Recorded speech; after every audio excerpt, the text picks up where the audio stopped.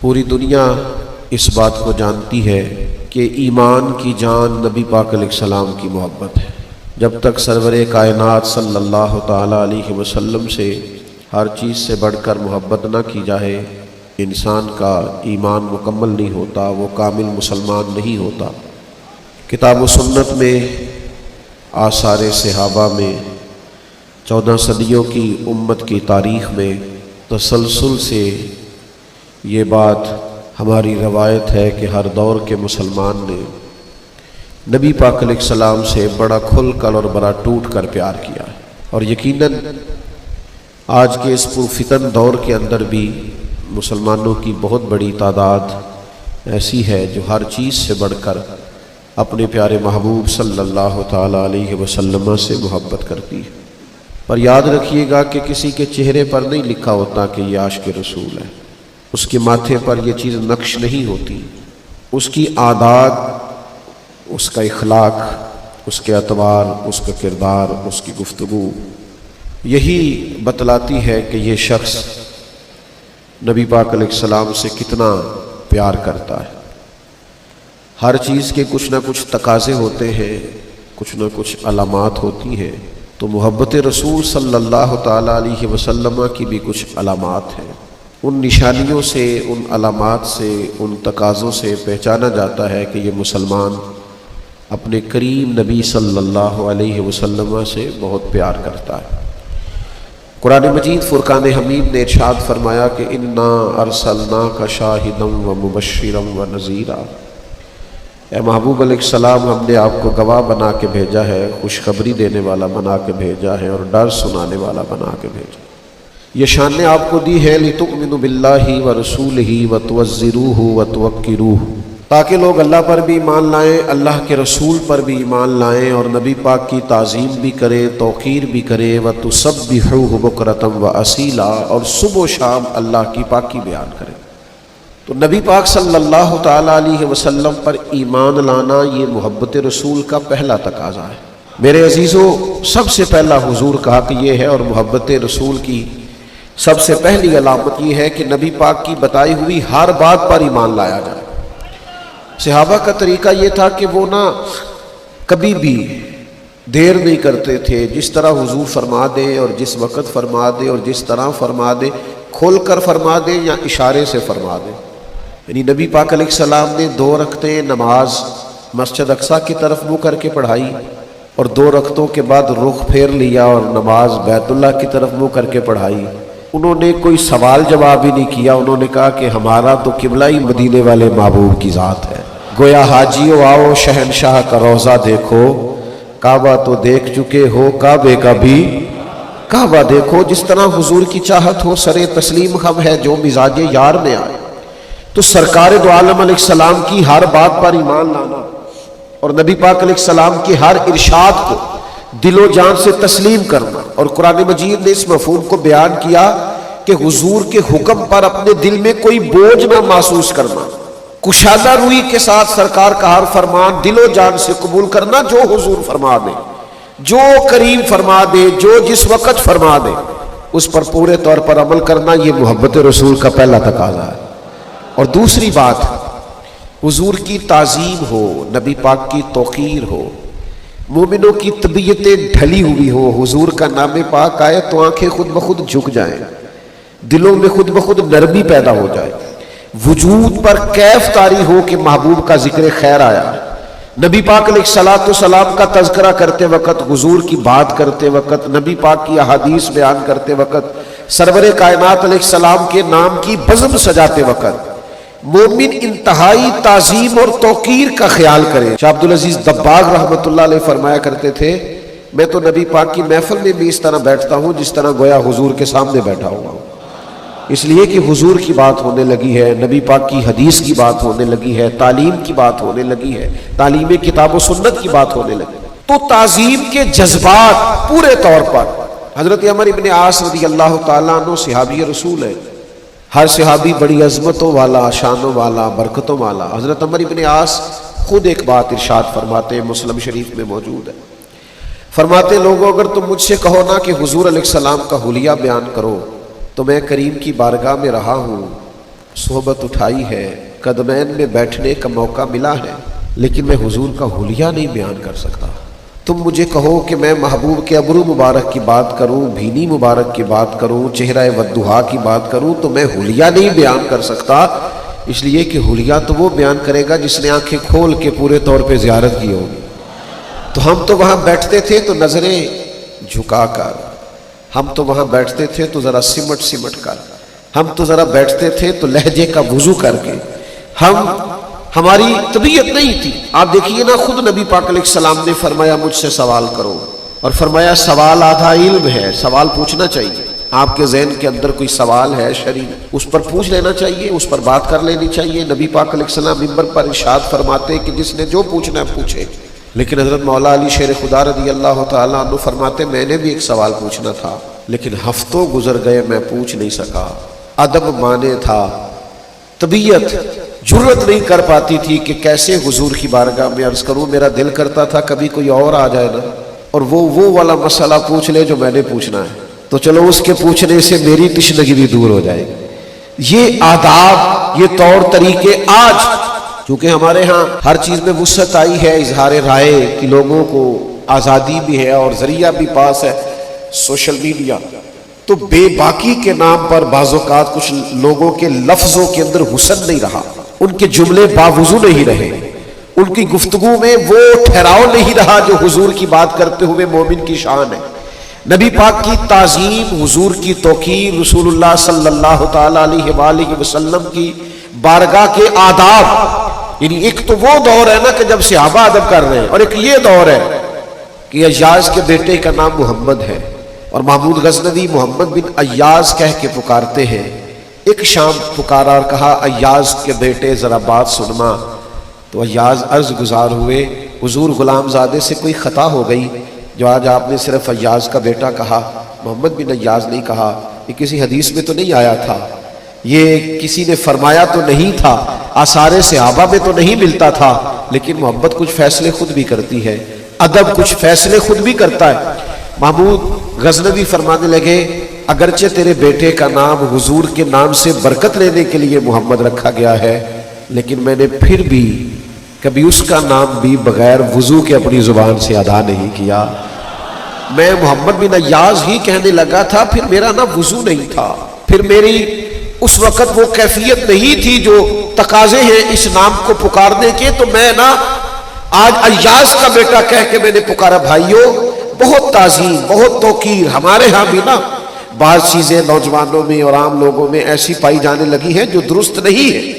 ہمیں حضور کے آداب مبارکہ کا پورے طور پر خیال رکھنا ہے، ان تقاضوں کو سمجھنا ہے۔ حضور کا نام پاک لے تو ذرا حسین کر کے لے، یعنی نبی پاک علیہ السلام کا نام لے تو ذرا آداب کے ساتھ۔ ایمرجنسی جب ہوتی ہے نا تو ایمرجنسی میں ادب نہیں یاد رہتا، یعنی خدا نہ خواستہ کسی کے کرتے کو پیچھے سے آگ لگ جائے تو وہ صاحب کوئی عالم فاضل ہو، شیخ ہو، درویش ہو، تو ان کے القاب نہیں پکارے جائیں گے، پیر طریقت، راہبر شریعت، تو یہ لفظ نہیں کہے جائیں گے حضرت، قبلہ، الحاج، شیخ، صوفی، اتنی دیر میں چاہے آگ سارا کام کر جائے۔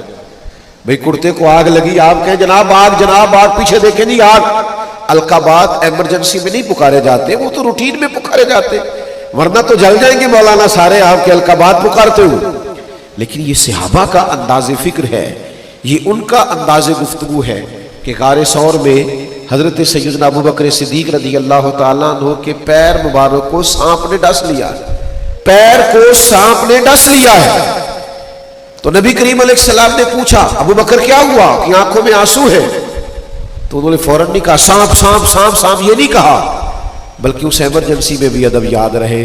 عرض کرنے لگے فدا کا ابی و امی یا رسول اللہ، حضور میری ماں بھی قربان ہو آپ کے قدموں پہ، میرا باپ بھی قربان ہو آپ کے قدموں پہ۔ حضور وہ سانپ نے ذرا پیر کو ڈس لیا، اس ایمرجنسی میں بھی انہیں آداب بھولے نہیں، انہوں نے نبی پاک کی تعظیم کا، توقیر کا ہر جگہ خیال رکھا۔ ہمارے بزرگوں نے ہمیں جو آداب دیے تھے سینہ بسینہ، ہمیں ان کا خیال رکھنا۔ اور تیسری بات، حضور سے کسی کو پیار ہو اور پھر وہ سچ نہ بولے، نبی کریم علیہ السلام سے محبت ہو پھر انسان معاذ اللہ بددیانت بھی ہو، پیار حضور سے کرے اور سارا محلہ اس سے تنگ بھی ہو، تو پھر اس نے پیار نہیں کیا۔ پھر اس نے محبت کا تقاضا نہیں سمجھا، پھر اپنے محبوب کے جلووں کی روشنی سے فیض یاب نہیں ہوئی۔ یہ حدیث پاک سنیے گا، سیاستہ میں موجود ہے۔ ایک جگہ پہ نبی پاک علیہ السلام نے وضو فرمایا تو صحابہ نبی پاک علیہ السلام کا بچا ہوا وضو کا پانی اپنے وجود پر ملنے لگے، تو اللہ کے پیارے حبیب علیہ السلام نے فرمایا تم یہ کام کیوں کر رہے ہو؟ سوال کیا، اگرچہ حضور جانتے کہ تقاضۂ محبت کی وجہ سے کر رہے ہیں، وارفتگی کی وجہ سے کر رہے ہیں، جو ان کا شوق ہے حضور کی غلامی کا، اس شوق نے انہیں مجبور کیا۔ نبی پاک علیہ السلام نے پھر بھی پوچھا یہ کیوں کرتے ہو؟ تو عرض کی یا رسول اللہ آپ کی محبت کی وجہ سے کرتے ہیں۔ اور یہ صحابہ کی شان تھی، ورنہ ماں بھی کبھی کسی بیٹے کے وجود سے لگا ہوا پانی چہرے پہ نہیں ملتی، وہ بھی کبھی ریٹ صاف کرتی ہے بیٹے کی تو یوں چہرہ پھیر کے کرتی ہے۔ حضور کا بچا ہوا پانی چہروں پر وجود پر ملا جا رہا ہے۔ کریم نے سوال پوچھا کیوں کر رہے ہو؟ یا رسول اللہ صلی اللہ تعالی علیہ وسلم آپ کے ساتھ جو ہمارا پیار ہے، آپ کے ساتھ جو ہماری محبت، اس محبت کی بنیاد پر یہ کر رہے ہیں۔ پتہ ہے حضور نے اسی وقت فرمایا جو چاہتا ہے نا کہ اللہ رسول سے محبت کرے اور اللہ رسول اس سے محبت کرے، اسے چاہیے جب بات کرے تو سچ بولے، اور جب اس کے پاس امانت رکھی جائے تو وہ دیانت کا مظاہرہ کرے اور اپنے پڑوسی سے اچھا سلوک کرے۔ یہ تین علامات اپنے اندر پیدا کرے، یہ تین باتیں اپنی طبیعت میں لائے تاکہ وہ اللہ رسول سے پیار کرے اور اللہ اور اس کا رسول ہے اس سے پیار کرے۔ اگر زبانیں جھوٹ بھی بولتی ہو اور حضور کی محبت کے ترانے بھی پڑھتی ہو تو یہ تضاد ہوگا۔ اگر کوئی بددیانتی کا مظاہرہ بھی کرتا ہو اور ساتھ وہ اپنے سینے میں حضور کی محبت کا بھی تقاضا کرتا ہو تو لوگ کہیں گے یار یہ تیرا تضاد ہے، یہ بات درست نہیں ہے، تجھے عملاً بھی تو وہ ساری باتیں کرنی چاہیے نا جو محبت رسول کا تقاضا ہے۔ تو ایک تو اللہ رسول پر ایمان لائے، ہر بات کو مانے، دوسرا تعظیم کرے، تیسرا سچ بولے، جھوٹ سے بچے، اور چوتھا جو رب رسول سے پیار کرے نا اسے چاہیے کہ سادہ طرز زندگی اختیار کرے، اپنی طبیعت کو بہت زیادہ ملمہ سازی سے بچائے، اپنے آپ کو بہت زیادہ آسانیوں سے بچائے، طبعاً اور مزاجن فقیر منش ہو۔ یہ حضور کی محبت کا تقاضا ہے۔ میں دلیل دوں گا اس پر، یہ جو سادہ زندگی ہوتی ہے نا آسان بڑی ہوتی ہے۔ یہ جو زندگی ہوتی ہے نا فیشن والی اور پروٹوکول والی اور بڑی کرسیوں والی اور اگلی نشستوں والی اور بڑے اشتہارات والی اور تصویروں والی اور میں بھی ہوں اور میرا بھی نام ہے اور میں بڑا مشہور مولانا ہوں، تو یہ زندگی مشکل ہوتی ہے۔ یعنی نبی پاک علیہ السلام کو نا سادگی سے پیار ہے، حضور کو بندگی سے پیار ہے۔ نبی پاک صلی اللہ تعالی علیہ وسلم اپنے چاہنے والوں کے سے یہ تقاضا کرتے کہ ان کا رہنا سہنا، ان کا کھانا پینا، ان کا ملنا، ان کا تعلقات کرنا یہ سادہ ہو، عام ہو، تکلفات سے بچے ہوئے ہو۔ ایک صحابی حاضر بارگاہ ہوئے اور عرض گزار ہوئے یا رسول اللہ صلی اللہ تعالی علیہ وسلم میں آپ سے بڑی محبت کرتا ہوں۔ تو حضور نے فرمایا سوچ کر کہو کیا کہہ رہے ہو۔ پھر عرض کی حضور آپ سے بڑا پیار ہے۔ تو کریم بھی آج دریائے کرم جوش میں ہے۔ حضور نے پھر فرمایا سوچ کر کہو کیا کہہ رہے ہیں۔ یا رسول اللہ میں آپ سے بڑا ہی پیار کرتا ہوں۔ تو پھر حضور نے کیا فرمایا؟ فرمایا پھر تیاری کر لیں۔ یا رسول اللہ کس بات کی؟ فرمایا فقر کی تیاری کر، مصیبتوں کے لیے تیاری کر۔ جس طرح پانی پہاڑ سے نیچلی جگہ پر سطح پر آتا ہے، پہاڑوں سے زمین کی طرف گہرائی کی طرف آتا ہے، اس طرح مشکلات تیری طرف آئیں گی۔ یاری تیری سونا ہے پر ازمائشاں تیریاں اگ، اے سونا پر کھیا جاندائی پہلو نہ لگاں دے لگ۔ حضور نے فرمایا اگر مجھ سے پیار کرتا ہے پھر تیاری کر فقر کے لیے، تیاری کر ساتھ۔ یہاں ہمارے علماء تفسیر نے، شارحین حدیث نے لکھا ہے اس سے مراد یہ نہیں ہے کہ اس کے پاس پیسے نہیں ہوتے، اس سے مراد یہ ہے کہ اس کا مزاج فقیرانہ ہوتا ہے، اس کا انداز فقیرانہ ہوتا ہے۔ وہ لوگ ہر وقت سادہ رہنا پسند کرتے ہیں، جے تو چڑھیا اتے دار بھی نہیں، جے تو وکیا عشق بازار بھی نہیں، تو پھر ایڈا سستا سودا پیار بھی نہیں، تے ایڈا سوکھا لبدا یار بھی نہیں۔ کئی جنگل گانے پیندے نے، کئی دوزخ لنگنے پیندے نے، جے او اس ملوں بھی مل جاوے تے ایدو سستا ہور بپار بھی نہیں، تے کچھ سمجھ نہ آوے لوکاں نو اوکا دے نال شہید کرے، ڈٹھی یار دے ہاتھ تلوار بھی نہیں پر او دا خالی جاندہ وار بھی نہیں۔ تو یاد رکھیے گا کہ حضور کی محبت کا ایک تقاضا یہ ہے کہ ہمارا رہن سہن ساتھ۔ ہمارے ہاں پتہ کیا ہوا ہے، بعض لوگوں نے اخراجات بہت بڑھا لیے، آزمائشیں بہت بڑھا لی، حالات اور طرح کے ہو گئے. اب جو غرباء ہیں انہی کے ساتھ بستے ہیں، انہی کے ساتھ رہتے ہیں، ان کے لیے پھر مشکلات بڑھ جاتی. محبت رسول نہ بندے کو درویش سا کر دیتی ہے، سادہ سا. اچھا یہ مت سمجھیے گا کہ اس سے مراد یہ ہے کہ وہ لوگ خدا نخواستہ کسی کے محتاج ہوتے ہیں. اصل دولت تو ہوتی انہی کے پاس ہے جن کے سینے میں حضور کی محبت ہوتی ہے. دنیا میں سب سے زیادہ دولت مند ہوتے ہی وہ ہیں جو نبی پاک سے محبت کرتے ہیں. میرے عزیز یاد رکھیے گا، حضور نے فرمایا فقر کے لیے تیار. سارا کرتا پھٹ گیا تھا حضرت عمر کا، اتنا پھٹ گیا تھا کہ اب پیبند لگنے کی بھی جگہ نہیں تھی. تمام صحابہ نے مسجد شریف میں بیٹھ کر مشورہ کیا کہ حضرت عمر سے عرض کرنا ہے کرتا ہی نیا لے لے. حضرت صدیق اکبر رضی اللہ تعالیٰ عنہ کے وصال ظاہری تک تو اسلام پر حالات کچھ اور طرح کے تھے، اب تو اللہ نے وسعت دے دی ہے. 50-50 ہزار دینار بدری صحابہ کو ملتے ہیں اور جناب عمر کو بھی ملتے ہیں، پر حضرت عمر مسجد سے نکلتے ہیں گھر جانے تک سارے بانٹ دیتے ہیں. ایک کرتا نیا لے لینے میں کیا حرج ہے؟ اتنے وزیر سفیر ملنے آتے ہیں. سب نے مشورہ کیا لینا چاہیے. بالکل جی لینا چاہیے. یہ تو طے ہو گیا، پر یہ بتاؤ حضرت عمر سے بات کون کرے گا؟ کس میں اتنی جرت ہے ان سے گفتگو کرے؟ تو ایک صحابی کہنے لگے ہیں نا ایک عظیم المرتبت شخصیت جن کی بات عمر نہیں ٹال سکتے. وہ کون ہے؟ مولا علی شیر خدا. یہ صحابہ کو خبر تھی کہ ان کی محبتیں، ان کی وابستگیاں اور ان کی آپس میں دل بستگیاں بڑی کمال ہیں. حضرت سیدنا علی المرتضیٰ شیر خدا سے عرض کیا گیا مہربانی فرمائے آپ حضرت عمر سے کہیں کرتا نیا لے لیں، اتنے بڑے لوگ آتے ہیں اور اللہ نے وسعت دی، سارے پیسے وہ خیرات کر دیتے. تو حضرت علی کہنے لگے بات بھی تمہاری ٹھیک ہے اور کہنا بھی عمر سے چاہیے، اور یہ بھی ٹھیک ہے کہ میں کہوں گا تو وہ مان لیں گے، پر میں نے کہنا کوئی نہیں، کیونکہ مولا علی اس راز کو جانتے تھے نا جو حضرت عمر کے سینے میں نے نہیں کہنا. تو کہا پھر کیا کریں؟ کہنے لگے میں تمہیں رستہ بتا دیتا ہوں، سیدہ عائشہ صدیقہ سے عرض کرو رضی اللہ تعالی عنہا. وہ مومنوں کی ماں ہے، وہ ماں کے منصب پر ہے، وہ بات کریں گی تو جناب عمر ٹالیں گے نہیں. حضرت سیدہ کی خدمت میں عرض کیا گیا کہ دیکھیے جناب عمر فاروق کا کرتا اتنا پرانا ہو گیا کہ پیوند لگنے کو جگہ مشکل سے ملے، آپ عرض کیجئے نا کہ وہ لباس بدل لے. تو سیدہ کہنے لگی بالکل ٹھیک ہے میں کہوں گی. جناب عمر کو پیغام گیا، فوراً حاضر ہوئے، پردے کے پیچھے بیٹھے. سیدہ پاک فرماتی ہیں عمر صحابہ کا خیال ہے کہ آپ مسلمانوں کی شان ہے، آپ کو اللہ نے رتبہ عطا کیا ہے، آپ اس طرح کیجئے کہ کرتا نیا لے لیجئے، اللہ نے وسعت بھی دے رکھی ہے.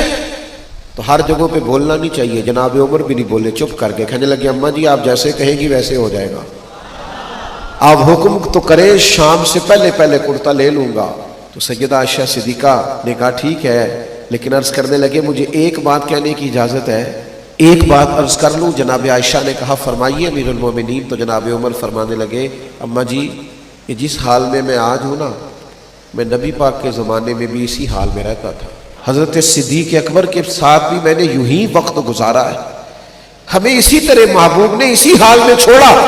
دل کرتا ہے، خواہش ہے اسی سادگی میں رہے، اسی عاجزی میں رہے، اسی فقر میں رہے جو فقر حجازی ہے، جو فقر محبوب کی پسند ہے، جو حضور کی چاہت ہے. اگر آپ اجازت دے دیں تو میں اسی طرح نہ رہ لوں جو حضور کا طریقہ ہے. جواب تو کوئی نہیں آیا، بس سیدہ عائشہ کے ہجکیوں کی آواز آئی. وہ رونے لگی اور فرمانے لگی عمر جو صحابہ نے کہا تھا وہ بھی ٹھیک ہے، پر جو آپ کہہ رہے ہیں وہ تو بالکل ہی ٹھیک ہے.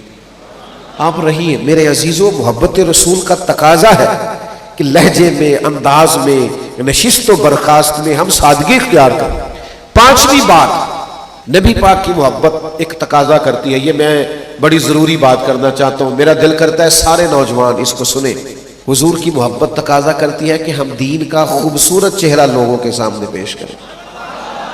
خوبصورت چہرہ، دین کا جو حسن ہے، دین میں جو وقار ہے، دین میں جو لطافت ہے، حسن اخلاق میں جو برکات، یہ تقاضا کرتی ہے نبی پاک علیہ السلام کی محبت کہ ہم وہ خوبصورت چہرہ دین کا پیش کریں لوگوں کے سامنے. آپ کی توجہ ہے میری بات پر؟ ہمارے ہاں یہ مسئلہ بن گیا ہے کہ وہ لوگوں کے ہاتھ آ گیا سوشل میڈیا، تو ہر آدمی اپنے حساب سے تشریحات کرتا ہے. وہ نہ کسی عالم کا پابند ہے، نہ وہ کسی بزرگ کی ہوئی تشریحات کا پابند ہے. وہ اپنی طبیعت کے مطابق کچھ چیزوں کو طے کرتا ہے اور اپنے حساب سے کچھ معاملات کو لے کے چلنا چاہتا ہے. آپ بعض اوقات بہت زیادہ شوق میں اور وارفتگی میں بھی بعض ایسے کام کرتے ہیں جس سے وہ چہرہ واضح نہیں ہوتا جو دین کی منشا ہے، جو خواہش ہے۔ ایک حدیث سنیے بخاری سے، آپ کو میری بات سمجھنے میں آسانی ہوگی۔ کچھ صحابہ حضور کے کاشانہ نور میں حاضر ہوئے اور ازواج مطہرات کی پاکیزہ بارگاہوں میں عرض کیا کہ ہمیں نبی پاک علیہ السلام کا طریقہ عبادت بتائیے۔ تو ان پاک باز امہات المومنین نے کہا صحابہ کرام سے، فرمایا کہ حضور رات کا کچھ حصہ عبادت کرتے اور کچھ حصہ آرام کرتے، کبھی نفلی روزہ رکھتے اور کبھی نہ رکھتے، چھوڑ دیتے۔ اب یہ شوق میں، صحابہ شوق میں، وارفتگی میں، بڑے مخلص لوگ تھے، شوق میں عرض کرنے لگے کہ حضور تو اللہ کے محبوب ہے، امام الانبیاء ہے، معصوم عن الخطا ہے، تو محبوب تو تھوڑی دیر بھی عبادت کریں تو ٹھیک ہے، حضور تو کبھی نفلی روزہ چھوڑ بھی دے تو ٹھیک ہے، لیکن ہم اللہ کے عاجز بندے، ہم اس طرح کریں گے، ہم ساری رات ہی نفل پڑھا کریں گے، ہم ہر روز ہی نفلی روزہ رکھیں گے۔ ہم نہ یہ شوق سے کر رہے ہیں، اخلاص سے اور خواہش سے کر رہے ہیں، لیکن نبی پاک علیہ السلام نے جو سمجھایا ہے، یہ تقاضا ہے محبت رسول کا کہ ہم اسے سمجھے۔ جب حضور علیہ السلام کی بارگاہ میں ان کی یہ بات پیش کی گئی نا کہ انہوں نے کہا ہے کہ ہم ساری رات ہی نفل پڑھا کریں گے اور ہر روز ہی نفلی روزے رکھیں گے، اللہ کے حبیب علیہ السلام نے ان کو بلایا، ان صحابہ کو، اور کریم فرمانے لگے، میں تم سب سے زیادہ رب کو جانتا ہوں اور میں تم سب سے زیادہ رب سے ڈرتا ہوں، میں تو رات کو عبادت بھی کرتا ہوں اور آرام بھی کرتا ہوں۔ حضور فرمانے لگے میں نفلی روزہ بھی رکھتا ہوں اور چھوڑتا بھی۔ نبی پاک علیہ السلام نے انہیں سمجھایا کہ تم دین کا وہ والا مفہوم سمجھو جو شریعت کا مقصود ہے۔ تم اگر ایسا کوئی دین کا نقشہ پیش کرو، ہمارے ہاں نا بعض لوگ بعض چیزوں میں بے انتہا شدت کرتے ہیں، اس سے بھی بعض اوقات عام لوگوں کے لیے مسائل کھڑے ہوتے ہیں۔